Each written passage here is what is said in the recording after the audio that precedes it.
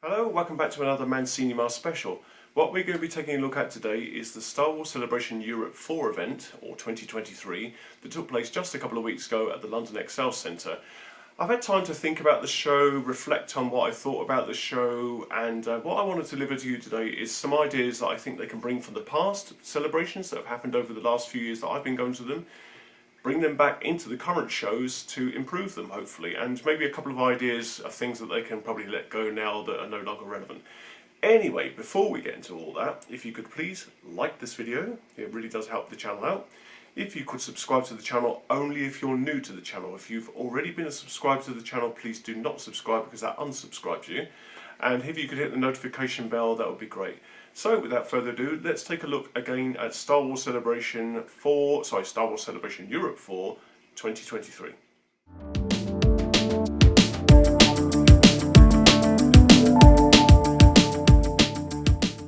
The other thing I was disappointed in this time around was the lack of props. When I spoke to a guy outside, he said, yes, we've got loads of props in there, we've got loads of great stuff for you to go and see. Now, I don't know if he thought that the fan-made stuff was the props, but that's not what I'm talking about. What I'm talking about is when we went in 2016, they had a great big hall or display area for certain, advertising all of the Rogue One costumes, where you could get up close to the costumes in these glass cases. They were well lit. You could look at them, examine them, take decent photographs. There was like miniatures of the Death Stars and some of the ships and things like that. That was completely missing this time around. What they did do is they put a couple of costumes on every day on a plinth right next to the celebration stage, which is always crowded, so you had difficulty getting to these costumes to get a proper look at them. They were badly lit. If you tried to take photographs of them, you could bet your bottom dollar there was a spotlight from the celebration stage hitting them, and they didn't come out very well, so you really had to position yourself well to get a photograph, and then the angle wasn't right. So yeah, it would be lovely to have a separate room once more with some old props in, get together, you know, a close look at them, examine them, take decent photographs, and away from the celebration hall as well, because that's always too noisy and too crowded. Now, you know, these movies are all being made at Pinewood Studios now, so it's just down the road, so they could have easily have carted a load over. I mean, you know, on the main stage you had Neil Scanlon and he brought a load of the creatures to the main stage.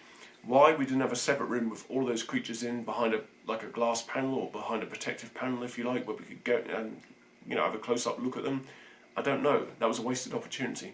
So that's something I'd like to see brought back for the future celebrations. If you're going to have props, let's get them in their own private room where people can filter in, have a good look at them, make sure they're well lit, people can take decent photographs and get a decent look at the craftsmanship that's gone into making these things.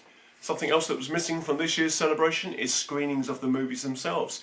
In 2016 we had after hours screenings, so say 7 o'clock we go into a little viewing room, sit down. I think it was in the main stage actually, celebration stage. You could sit down and you could watch, I think they screened The Force Awakens and the original Star Wars from 1977. That was all missing this time around. Now, I don't know if that's a staffing issue, they don't want to kind of staff the venue after hours, or to pay extra money to have all those people looked after and then filtered out again. I don't know, but it really was missing this time around. They've done outdoor screenings at the first Star Wars Celebration Europe in 2007. That was outdoors on the lawn, where they showed the original Star Wars. In Germany, that was an outdoor screening as well for Return of the Jedi. This year, the 40th anniversary of Return of the Jedi, they had a screening of that film in London somewhere, and it was somewhere away from the venue. Now, with the train strikes being on and with difficulty getting transport in and out of the ExCeL, that was a real pain. Plus, they were charging £50 a ticket to see that. That's really expensive to see, you know, Return of the Jedi. Yes, I know it's going to be going back to cinemas in a couple of weeks, or in, you know, if you're watching this in the future, it's already been on, but it went back to the cinemas for 4 days. Why 4 days, I don't know. But there's no reason why they couldn't have screened Return of the Jedi during Star Wars Celebration. They had enough halls there, so what they probably could have done is made one of them a screening room. People could go in, take a break, sit down and watch Return of the Jedi, go out, go back to the shops, go back to the other panels and enjoy it. So yeah, I really missed that. I think they really should, for the 40th anniversary of this film, have screened it at Star Wars Celebration, and that was a missed opportunity. So one of the biggest complaints about Star Wars Celebration Europe this year was the prices of the autographs and the panels, the difficulty getting into the panels, and of course being able to afford to see your favourite actors. The prices need to come down, it's ridiculous. you're charging prices that are going through the roof. And now the reason I've heard that is behind this is that everybody wants their cut. Apparently Celebration wants their cut. The photo organisers want their cut. Obviously the celebrities want their cut, and then the venue wants their cut as well, which apparently piles onto the price of the actor and just drives it through the roof. What they're doing is making this show elitist. It means that only the super rich or those with a ever-expanding wallet can actually get to see these actors. And that's a shame, because Star Wars Celebration to me was always a family event.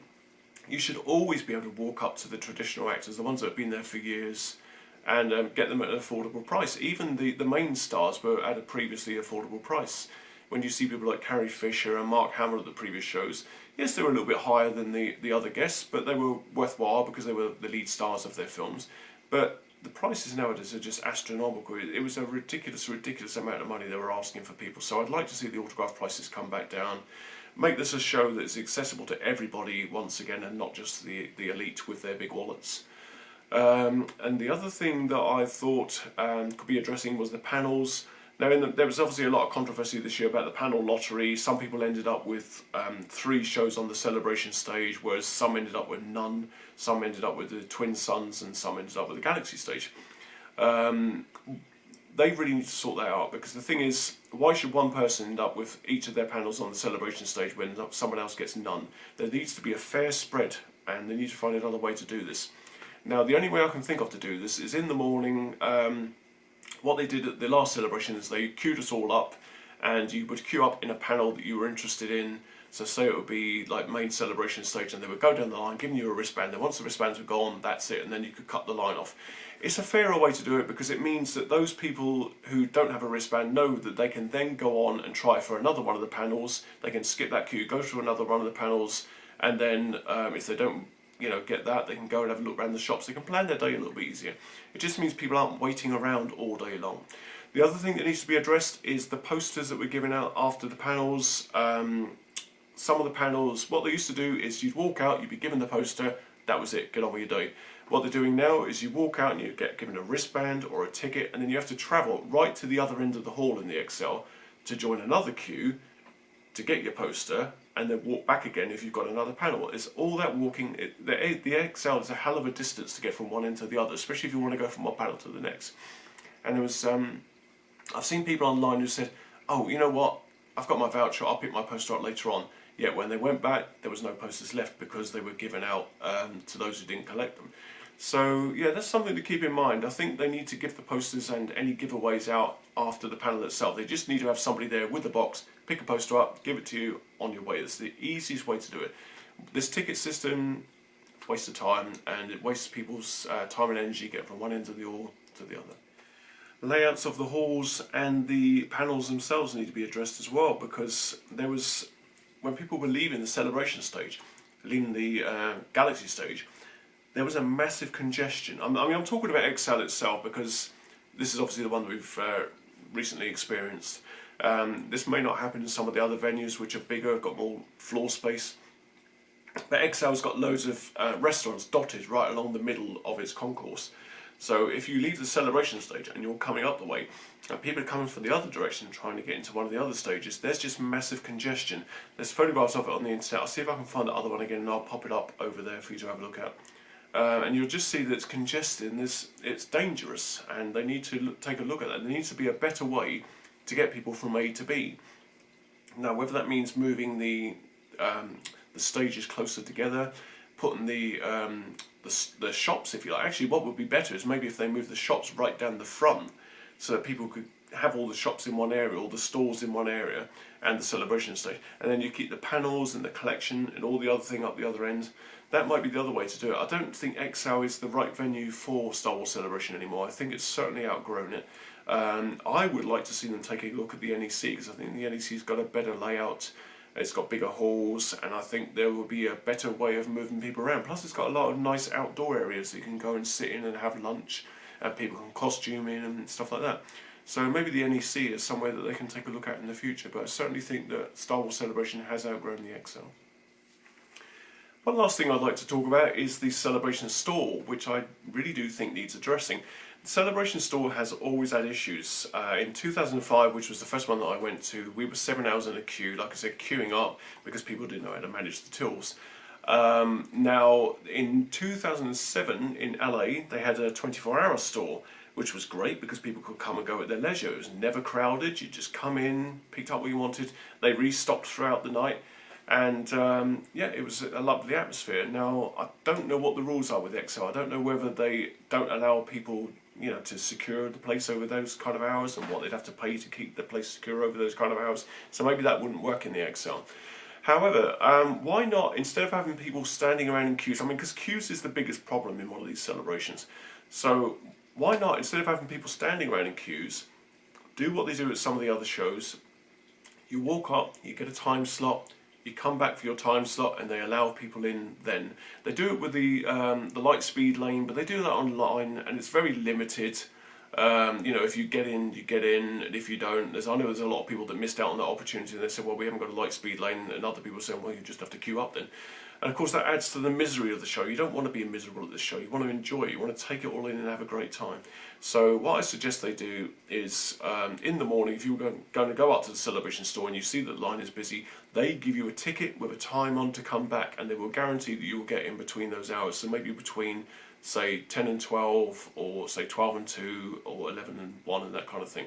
So you'd be given a time slot to return in. So as long as you went back in that time, you could get what you wanted and then move out. And to be fair, the other thing I will say about the Celebration store is they need better merchandise, because this year we walked in and we were kind of struggling to find stuff that was interesting. There was t-shirts were great. I loved the look of the t-shirts, but everything else was kind of bland. I picked up a program, I picked up a patch, and that was it really. Whereas before they had some lovely little unique items. So I think they need to rethink the Celebration store.